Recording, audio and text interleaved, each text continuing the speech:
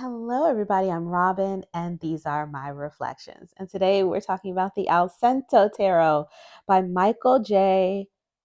Auger, I believe is how we say that. He says it in the guidebook, and I forgot already how to say it. But this is the Allcento Tarot. It says the Allcento Tarot combines rich symbolism from historic traditions, as well as the most popular modern incarnations. Inspired by early Marseille and Minchianti tarots, this delightful 100-card deck with black painted edges incorporates Zodiac, all seven virtues, and the lesser-known Triumph cards, including the Dragon and the Grail. The 144-page illustrated guidebook explores numerological and Kabbalistic insights, casting light on hidden and forgotten knowledge, while presenting an engaging new approach to the tarot. This is so fun and so good, so well done. The box is probably a little bit smaller than a Llewellyn box. This is really like about the size of like a journal. And these are the edges. And the cards, because there's 100 cards, the way that they did it in order so that the box wouldn't be so thick is they gave you a giant book, which I appreciate. You know, I love US Games decks because I can always read the guidebooks. And then they split the cards into 2 trays like this. We didn't get any ribbons to get them out, so you kind of have to just dump them, right? No ribbons for us. I'm so spoiled. We still have a good solid tray that's reinforced, 2 trays actually, and that's the inside the box. It says that the book is 144 pages, and it is, but I got to tell you, this is a big book, so there's a lot of writing in this book. And I think if it was a normal size guidebook, which would normally be probably about that size, this would be double the pages. So this is quite a bit of writing. You know, it's quite a bit of writing in this book, and it's a lot of really great information. Nothing felt extra or that it was like I didn't need to read it. Everything was interesting. I read most of this already.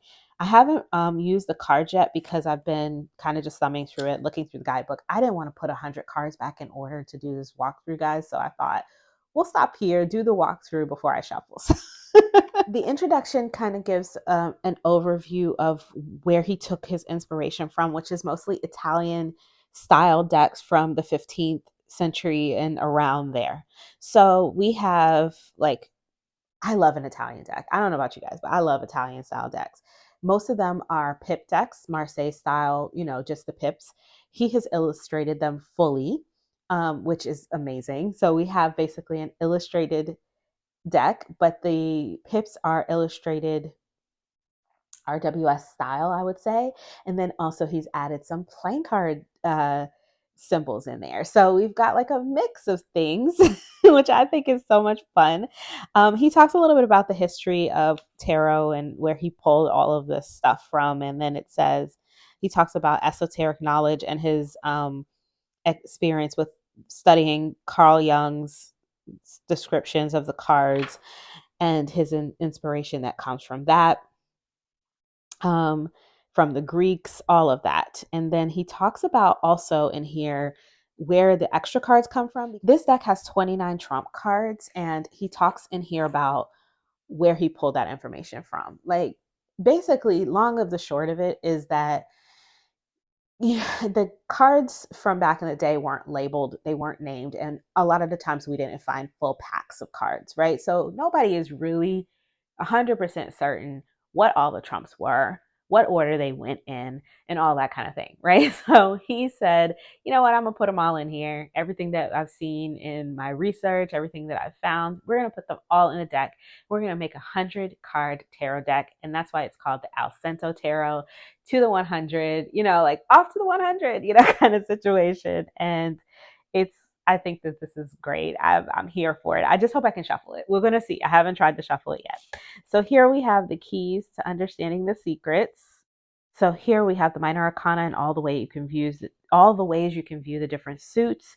He has information about the suits further, archetypes for the court cards, the numbered cards, and more information about the esoteric meaning of the numbers in tarot, along with the symbology that he used in the cards to represent that.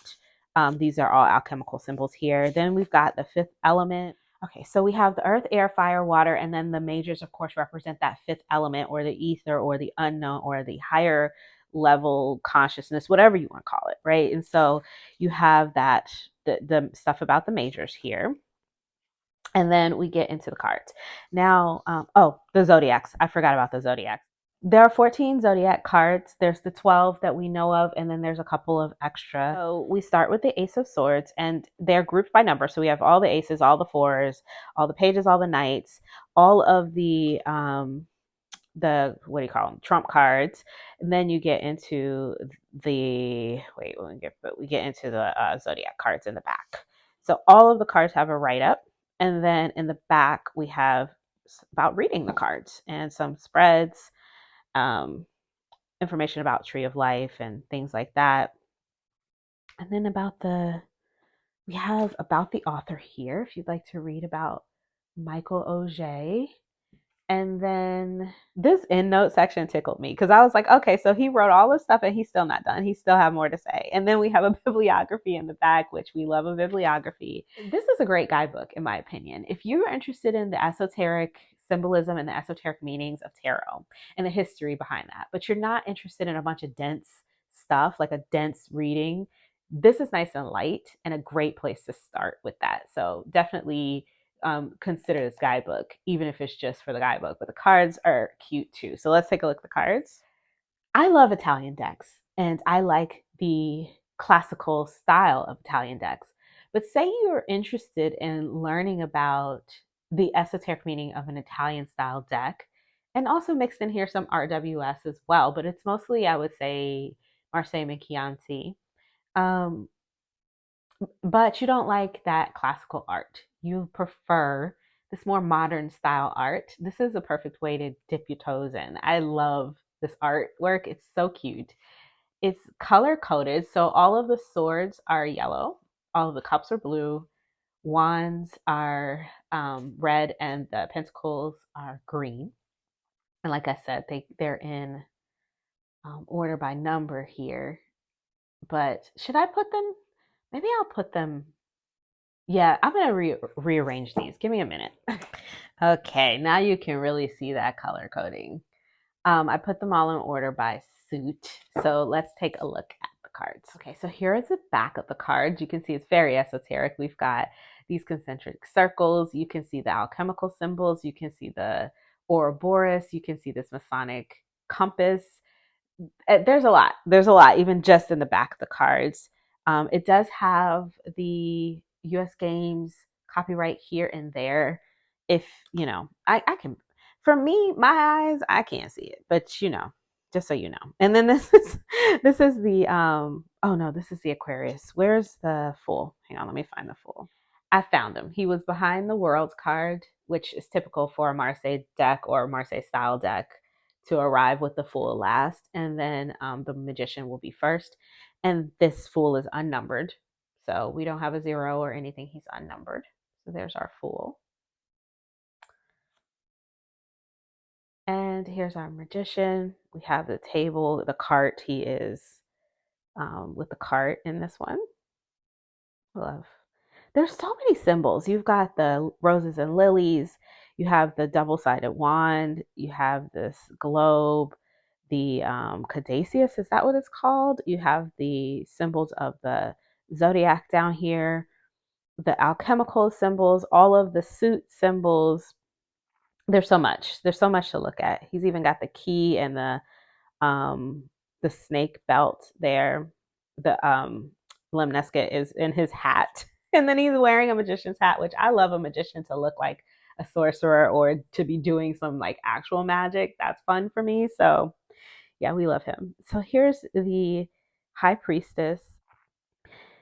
The way the symbols are overlapping here, where you've got one key illuminated with the water flowing from that key over the moon, under her feet or over her feet. It's kind of cool.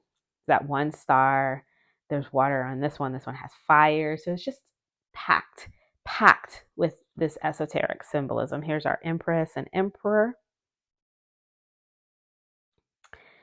the Hierophant, and these are all of the majors have this checkered floor, as well as the banners are purple for the majors.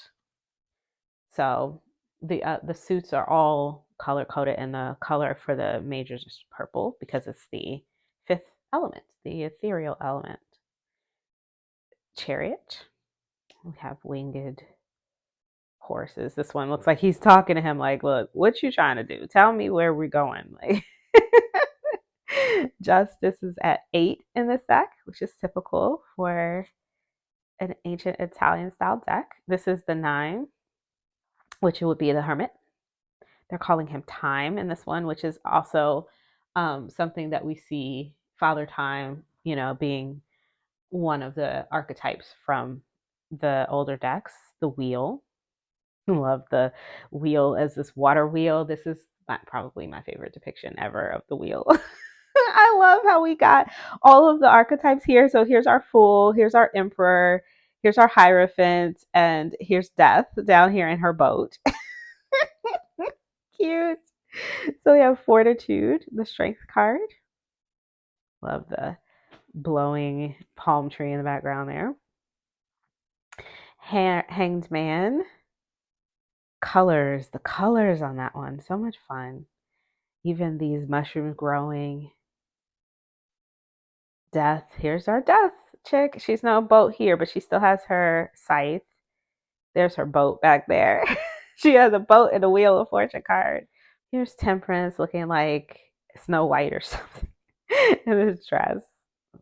I like the way he depicted the square, this square here, and the water flowing through the square. It's very interesting. I love how loosely chained they are in the Devil card. It's like they're only here by their own accord. There's no bindings or anything, but there's this, they still feel like oppressed or stuck, right? It feels heavy, but with no bindings. And I like that. There's no physical bindings, I guess I should say. But there's definitely a danger of staying in this place, right? The Thunderbolt is the tower with the alchemical, I believe, symbol of, I'm not sure if this is from alchemy or not, but this is the symbol for harmony, I believe. Might be hermetic or something, I'm not sure. The Star is the star.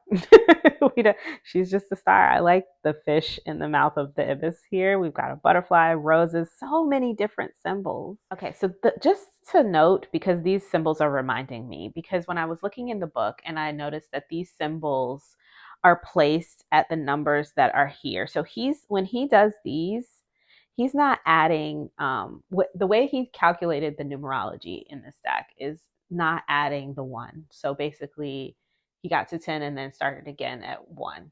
And so we have 1, 2, 3, 4. So normally, I feel like a lot of the times we usually do 8 plus 1. So this would be a 9. But in his deck, this is an 8, if that makes sense. So when you're looking at the symbols, you'll find this symbol at the number 8 in the book. So just be aware of that. I don't know that it makes much of a difference if you do read where this is a 10, for instance, or where this is a 9. I'm not sure if that would distract people or not. I feel like there's an opportunity for more of a layer here, but if you read with numerology on your own and you're using this, like you're saying this is a 9, but he's put this symbol here and called it balance, that could be a little bit in opposition to the way somebody reads. Maybe this symbol here is power. So we've got Apollo, and we would normally call this a 10 in the other way that we use numerology, but in this deck it's a 9 and it's power. So you'll have to let me know how you guys feel about that. For me, I'm very easy in that kind of way. Like when it comes to numbers and all of that, I can really adjust quickly. So it didn't bother me, but it did confuse me a little bit when I first was reading through it and looking at the guidebook. I was like, wait a minute, why are we off by a number? But I think it's because he just starts back again at 1 when he gets past 10. So there's that. Okay, so now we get past the world. We have the world, soul, unity of connection. And then we have a few more additional trump card here. So we have the Vision. This one is Duality of Dreams. The Falconer is Creativity of Focus. These are the subtitles that are in the book that I'm reading now. Prudence, Stability of Virtue. And it's at 24 in this deck. I think in my Minkianti deck, I definitely have Prudence, but the other two I did not have. I love this depiction of Prudence. And the title here is Stability of Virtue. The Grail, Disruption of Darkness here. The Dragon is Harmony of Passion. Hope, which we would also find in the Minkianti, is Struggle of Purpose. I love her with her treasure there. So here we have Faith, Balance of Peace, Charity, Power of Love. Very nice.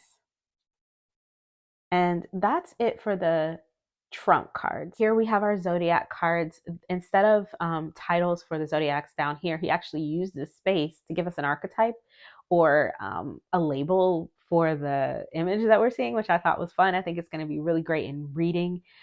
It's going to be much better than just saying Pisces, or Aquarius. We have fishes and rams and other things. So I thought that's fun. You still get the glyph up there. So we have Pisces up there and then the two fishes. And let me just look in the book. Unity of Opposites is the key, the phrase for that one. The title, the subtitle. The Ram is Duality of Competition. This is Aries. The Sea Monster is Creativity of Independence. This is Cetus. So that was an extra. So we have two extra ones. There are 14 in total of these Zodiac cards. The Bull, Stability of Dependability. And this is Taurus. Gemini is the Twins, and the title here is Disruption of Ignorance. Cancer, the Crab, and the title here is Harmony of Passion. The Lion for Leo, and the title here is Struggle of Creativity. The Maiden for Virgo, Balance of Analysis. The Scales for Pisces. No, I'm sorry, Libra. This is Libra. Power of Diplomacy. Power of Diplomacy. The Scorpion is Transition of Mystery. This is an extra card as well. This is Ophiuchus, the Serpent Bearer. I hope I said that right. And his subtitle is Emotion of Healing. The Centaur is representing Sagittarius, and we have Action of Honesty. The Sea Goat is representing Capricorn, and we have Structure of Tenacity. And the Water Bearer for Aquarius, and we have Thought of Complexity. Here are minors. We have the Ace of Swords. The swords are the suit of thought, and they're all yellow, like I said before. And what's fun about the swords, I love this Two of Swords. She's like, you know what? I'm just going to meditate. All of this is happening in the background. And, I got my incense. There's this keyhole here, which I think is kind of cool. There's a lot of really interesting symbolism in these cards. Look at this Three of Swords. She's heartbroken, but maybe remembering or thinking about what could be next. It's behind a cage. She can't even get to it because she's so in this, stuck on this rock, on this hard place and she's being rigid instead of moving from this space. The trees are trying to grow through the rocks here, the plants. I don't know. Maybe she'll come around. Anyways, the the fun part about this is that we not only have the swords, which are representative for the tarot, but also we have some playing card symbols here. So we have the spades as well. Five of Swords. This cat is coming along, putting his paw prints on his stuff. Just like, damn it. The Six of Swords. I like the harmony symbol is there. The Seven of Swords. So we still have all of those symbols here. And you also have air symbol as well as the spades down here. 8, the 9, power, the 10. I don't know if this is harmony or what. Let me just look. Okay, this is a symbol for transition. The circle with the dot inside. Here's our Page of Swords. Love her with her detective hat looking like Sherlock Holmes. Like Sherlock Holmes' daughter. Isn't there a new, I feel like there's a new TV show with Sherlock Holmes' daughter. Am I wrong? I don't know. Knight of Swords. Queen of Swords. And she has a white rose there, and there's blood on her sword. And the King of Swords. And we still get the little butterflies and the fairies and the wings and things. I love the spades on his, I don't know what this is, a trim on his cape. All right, so we're into our cups. Here's the Ace of Cups. The 2 of Cups, love it. I mean, and there's so much symbolism, even down to like their necklaces, the yin yang that they have on their necklaces there. Everything is thought, well thought out. 3 of Cups. They're actually dancing in the grapes on this one. The 4 of Cups. He's sitting here like just no motivation, no inspiration, no passion. He wants to paint. There's nothing coming out of him. The square on the floor is supposed to indicate stability. So it's like, oh, it's too much stability bad for inspiration? I don't know. Let's see what it says. Let's see what it says in the book. Let's see, 4 of Cups. Okay, so it says, the Lord of blended pleasure stares at a blank canvas with an expression of discouragement. His emotions are a blend of pride and past accomplishment and frustration with his current creative paralysis. He enjoys his vocation, but the first paint stroke on an empty canvas is often the most challenging. Just above him, on an open windowsill, is a cup of inspiration that he does not see. Sometimes our apathy can prevent us from seeing opportunity. This may be a warning that self-absorption can prevent us from discovering solutions. The materials needed to create a masterpiece exist if we rise above the restrictions of self-imposed despondence. Lovely. I love the way this guidebook is written. There's more in that write-up about the meaning of the card in general, but that was the write-up about what's in the picture. So I wanted to see. 6 of Cups. And look at the 7. Everything is out of the cups and flying through the air. We love it. We love it. Love to see it. I really like this depiction of the 8 of Cups because it feels like there was a lot of work done in this room. He stacked these up so neatly. They're all full. Work has been done, but then that doorway opened and it was time to walk through to the next thing. This is finished, right? We've completed it. So 9 of Cups. Cascading here. The 10. And Page of Cups. And we have a whole ass dolphin. This cracked me up when I saw it because I was like, oh, is there a fish or a dolphin? There's both. And then also a turtle riding a dolphin. It's just, this is given. I love it. I love it so much. The Knight of Cups. Look at him. Romeo, oh Romeo, wherefore art thou? Look at the little crab. The Queen of Cups. The King. Oh goodness, what is going on with that sword? Is he scratching his head with the sword? I don't know. I hope not. The Ace of Wands. The little lizards there. This is from the cover of the box. So on our cover, we have the 2 of Wands. I love that there are 2 boats here. The 3 of Wands, 3 boats. 4 of Wands.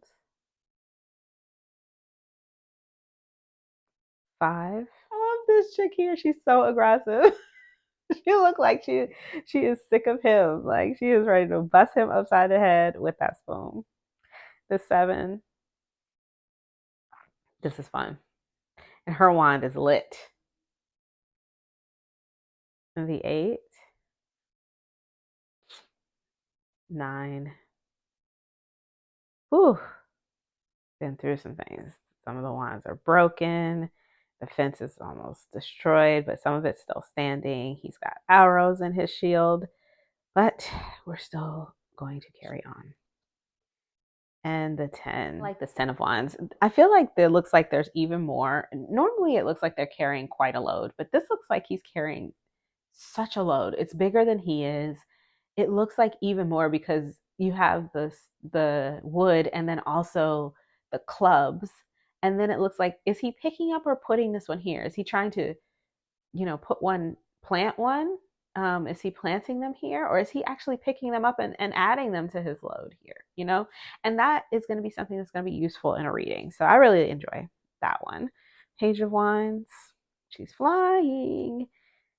The Knight. Look at that mustache. I love his mustache. He has red eyes and the horse's face too. Wonderful. Queen of Wands. Look at this cat, and look at the sunflower. It looks like it has a face too. Everybody is looking at us. Has a face. Everybody has something to say. King of Wands, Ace of Coins, and all of the aces. I don't know if you've noticed, they all have these lemniscates kind of placed around the card, which I think is fun. And we've got acorns in this one, which might be harkening back to some of the older playing card decks, but we also have diamonds. So 2 of discs. Discs, they're called. I said coins. 3 of discs. The 4.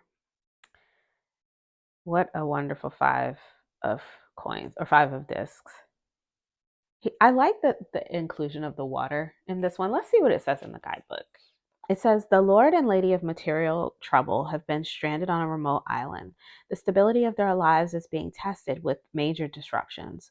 Above them is an anchor of hope, a signal that salvation is close at hand, if they only look. However, they are detached and remain unaware, dwelling only on their dire situation. Although they are together, there is no sign of visible connection.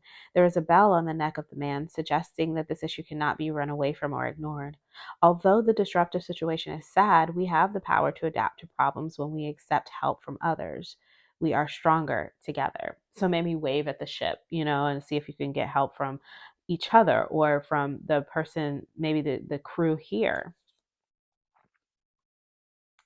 Maybe look up. There's some help there as well. 6 of coins.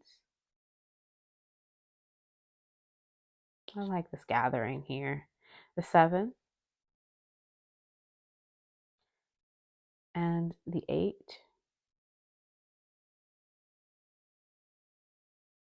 The 9. 10.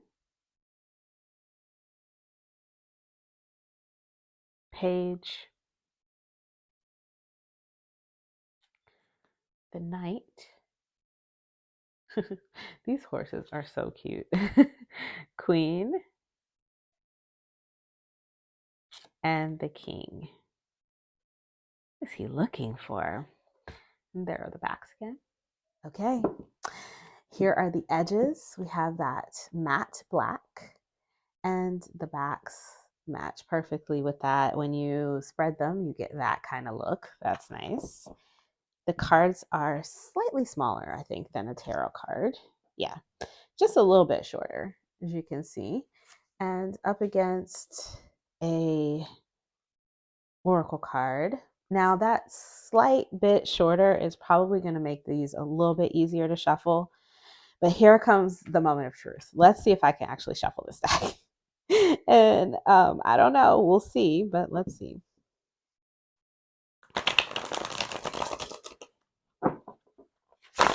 I can shuffle it. Yay. Yay. I'm very excited that I can shuffle this. I can shuffle it. I can shuffle all 100 cards together in a regular riffle style. And if you have longer fingers than me, you won't have any trouble shuffling this deck. For me, it's a little bit of a stretch because I do have very small hands, but I can do it, which I'm very excited about. Now, let's see about the overhand. Nice and smooth. This is on US Games regular kind of I call it the buttery matte. Some people call it, I've heard it called the waxy stock. Whatever that is, it's like a smooth, buttery matte, kind of semi-gloss.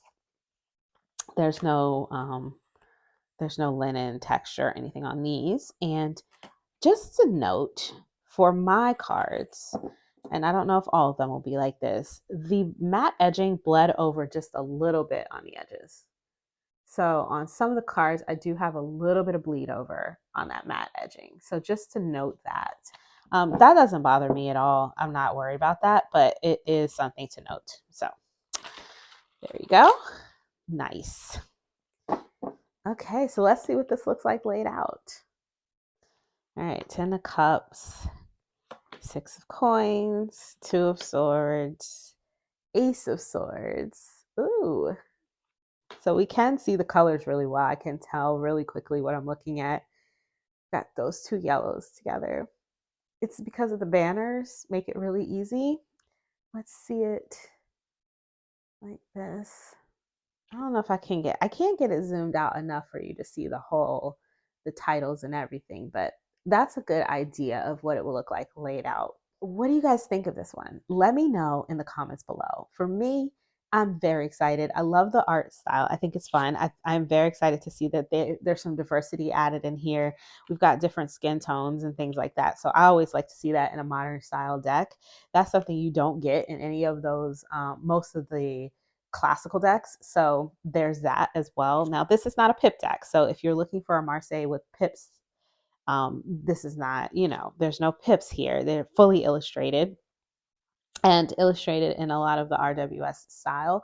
But because of all the additional layers of symbolism, you can still read this in a numerological style or even in a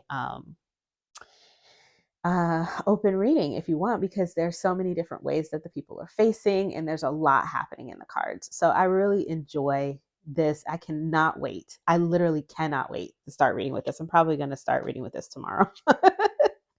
I'm probably going to pull this to the front of the list. I think that this is going to be so much fun to do like a deep dive with a group.